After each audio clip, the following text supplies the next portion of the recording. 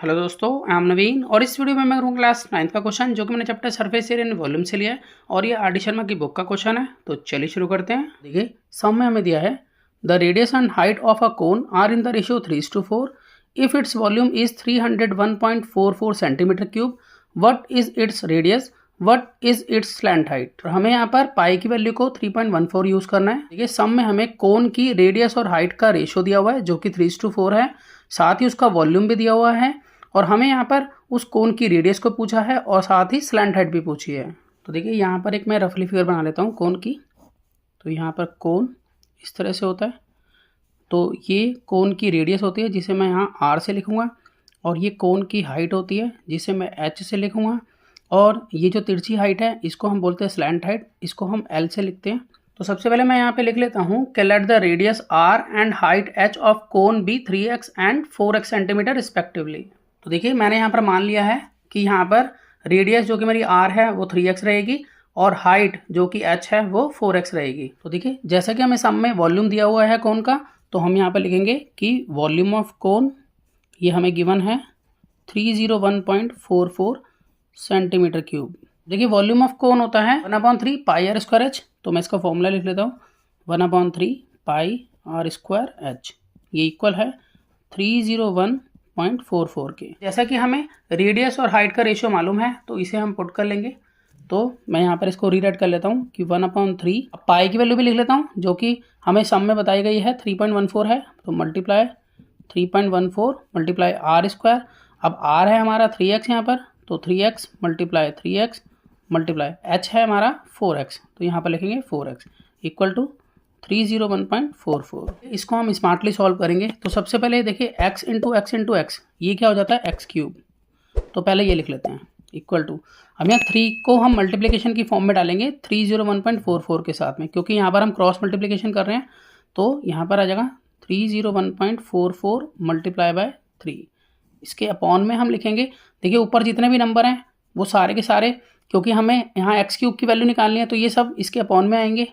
ठीक है, तो यहाँ पर आ जाएगा 3.14 मल्टीप्लाई 3 मल्टीप्लाई 3 मल्टीप्लाई 4। जब हम इसको सॉल्व करेंगे तो हमें यहाँ पर एक्स क्यूब मिलेगा, फिर एक्स क्यूब से हम एक्स निकालेंगे। सबसे पहले हम यहाँ पॉइंट को सॉल्व करते हैं। तो देखिए इस पॉइंट को हटाएंगे तो यहाँ पर हम लगाएंगे 100, क्योंकि यहाँ पॉइंट से पहले 2 डिजिट है। अब यहाँ पर भी पॉइंट को अगर हम हटाएंगे तो ऊपर लगाएंगे 100, क्योंकि यहाँ पर भी पॉइंट के बाद 2 डिजिट है। इस 100 से 100 पूरा कैंसिल हो जाता है। उसके बाद देखिए यहाँ पर हम इस 3 से ये 3 को पूरा कट कर सकते हैं। तो अब अगर हम आगे देखें तो ये पूरा नंबर 4 से डिविजिबल है, तो मैं यहाँ पर 4 × 4 और इसको 4 से डिवाइड कर लेता हूँ। तो यहाँ पर आ जाएगा 7, फिर 5 और फिर 3, 6। तो ये आ जाता है 4 से डिवाइड करके। अब आगे अगर हम देखें तो 7, 5, 3, 6 को हम 3 से कट कर सकते हैं। ठीक है, क्योंकि ये 3 से डिविजिबल है, तो मैं इसको 3 से कट कर लेता हूँ। यहाँ 3 × 3, यहाँ पर अगर मैं काटूँ तो आ जाएगा 3 × 2 = 6 और 3 × 5 = 15, फिर 3 × 1 = 3 और 3 × 2 = 6। इसको थोड़ा मैं नीचे लिख लेता हूँ, ठीक है, क्योंकि यहाँ पर काफ़ी जगह कम है। तो x cube is equal to अब बचा है 2512 और नीचे है अब 314। अब हम फिर इसे कट करेंगे एक ही टेबल से। तो देखिए जैसे कि 2 से जा रहा है, तो अगर हम इसे 2 से डिवाइड करें तो हमारे पास आएगा यहाँ 2 × 1 = 2, 2 × 2 = 4, 2 × 5 = 10 और 2 × 6 = 12।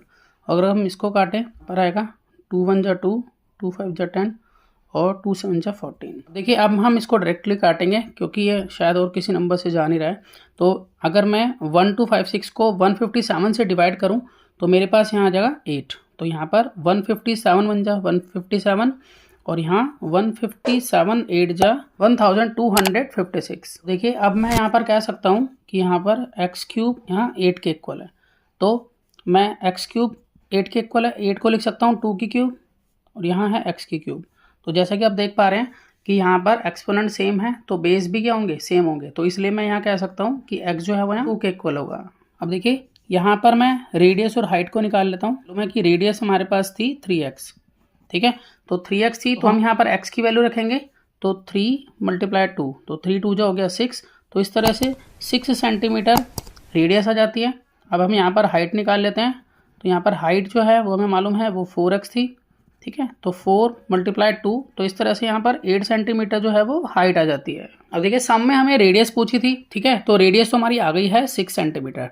अब हमें यहाँ पर निकालना है स्लैंट हाइट को। तो देखिए स्लैंट हाइट किस तरह से निकालेंगे, तो मैं यहाँ पर आपको फिगर बना के दिखाता हूँ दोबारा से कोन की। कोन में ये स्लैंट हाइट होती है, तो इसको हम कैसे निकाल सकते हैं। तो यहाँ पर देखिए यहाँ 90 डिग्री होता है, तो 90 डिग्री के सामने हाइपोटेनस होती है, तो मतलब यहाँ पर स्लैंट हाइट जो है वो हाइपोटेनस के इक्वल है।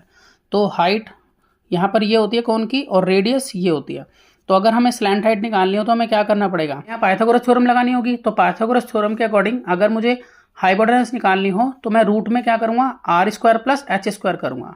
तो इसी का मैं यूज़ करूँगा स्लैंट हाइट को निकालने के लिए।